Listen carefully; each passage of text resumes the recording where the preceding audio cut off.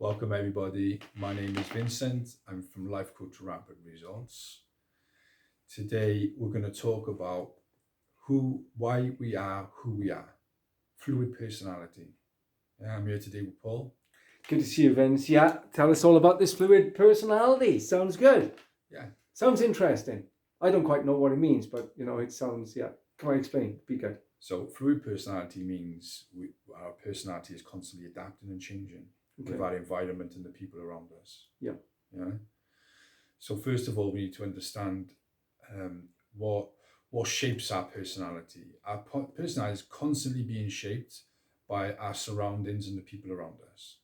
Yeah, constantly. And the main guiding force of how that shapes. So we'd have two different people, could go from the same environment, the same upbringing, but could have totally different responses to everything. Yeah. And the reason why that is because because of our upbringing, we be programmed with certain beliefs, certain behaviors and certain reactions, which will then influence how society and people shape us. Yeah. So what we don't realize is the difficulties. Is it how they shape us or how we see them at a later date? It's social conditioning, isn't it? So it's more like a lot of it happens all subconsciously, automatically. See, the people you hang around the most, you become. Yeah. Yeah. And that's why it's important to remember that. If you want to change your life and you're staying with the same people, it ain't going nowhere. You ain't going to change your life because you're just trapped within their subconscious program.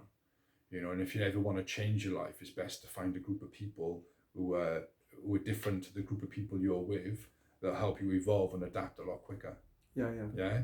So with the conditioning from the people in society around us, that conditioning is constantly shaping who you are.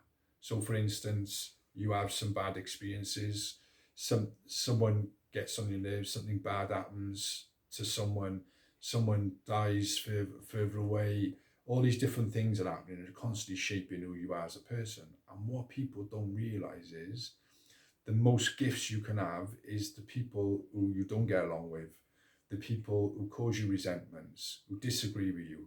These are the people that are helping you the most, because these are the people that are constantly shaping who you are. So for instance, if you ever went out in a group of people and you was friends with everyone and said, right, don't phone Bob, I don't like Bob, he gets on my nerves, like really annoying me. And what I wasn't awakened to before is that Bob, the annoying person in the gift, we call him Bob, is the gift. He's the absolute gift. And why is he the gift? Because when I see Bob behave and do things in a certain way, it makes me feel resentful. And if I see Bob doing things and behaving a certain way, I go out of my way not to behave and be like Bob because of the resentments he's caused me. And at the same time, he reveals the rest of your friends to be nice. Yeah. So he's the gift that's shaping me. Bob is the gift that's making me a better person. And I want to get rid of him. I want to get rid of the annoying people, the people I don't agree with. And actually, they're my greatest gift because they're the people that's helping me the most. Yeah. Not the people that's positive influence in my life are not always helping me as much as the negative people in my life. Yeah. So the positive people in my life, say for instance, if you went into a room and there was a group of people and everybody agreed with everything you said, don't matter what you did, you could do anything, and it's like, yeah, that's great, Vince. Yeah, that's really good. Yeah. Eventually, my behavior would go off the scale. I'd go insane.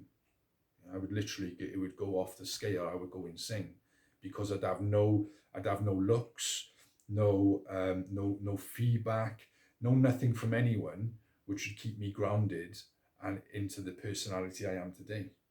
Yeah. So when I see that, I can become grateful for the people, how they look at me funny, how they behave differently, how when I don't say the right thing, they give me a certain look or a certain feeling will come from them. And all this is constantly shaping who I am. Constantly shaping. And a lot of it is happening subconsciously. I'm not even aware of it. Yeah. So it's important to remember that our personality is completely fluid. It's completely changing all the time. So I worked with someone the other day and they come up to me and I said, right, how much of your life do you remember? Let's have a look at it. 40 years old, how much of your life do you remember? Looked at me. I remember a lot. Well, if you look at it and you look at all the days you've been alive, and you see that how much you remember is probably not even 10%. Mm. Yeah, not even 10% of your life you remember at 40 years old. Mm. So the life lessons, the difficulties, the problems, the emotional pain has to continue to happen in order to keep you the person you are today. So you can't just be shaped by difficult people and problems 10 years ago, because if you weren't constantly being shaped by difficult people, problems and difficulties in life, then you would your personality would change. You wouldn't be the person you are today. Yeah. And what's keeping you the nice person you are today is the constant challenges, the constant problems, the constant difficult people, the constant behavior you see in others which you don't like. The constant, all this stuff is constantly shaping who you are.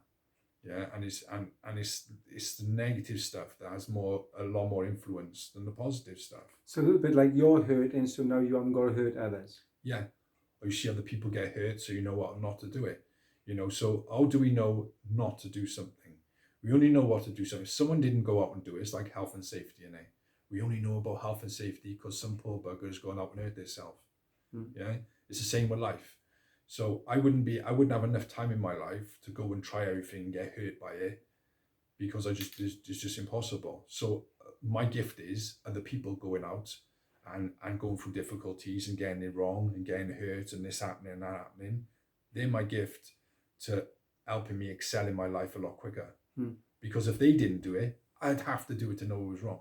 Mm. So I either learn off other people's experience by seeing their experience, or by hearing about other people talking about their experience. Yeah. It's the only way I learn. Mm. Yeah. So now I become grateful for everybody else's mistakes, everybody else's wrongs. I become grateful for the pain. But then someone come up to me and said, right, you've learned off all us. You was grateful that I could help you with this, and Bill could help you with this, and Sharon could help you with this, because they've been through been through difficulties, divorces, bailiffs, and all these different things. So why shouldn't you go through problems? Mm. And teach us from your mistakes and your wrongs. And the penny dropped. Everything, we all have a certain path to live, and the path to live, our problems and difficulties are other people's gifts. And when we can transform our problems and difficulties into other people's gifts, it transforms the problems into the solutions. Yeah, what the problem is, the whole problem in life comes down to a simple thing. We label and we put meaning on things. Mm. Again, I keep coming to this time and time again. You can only see this much truth at any one time. We're too quick to label stuff as negative. That didn't go right, that's wrong. That doesn't feel nice, that's bad. And this is where all the suffering comes from. The suffering is created by the mind. It's not created by the reality.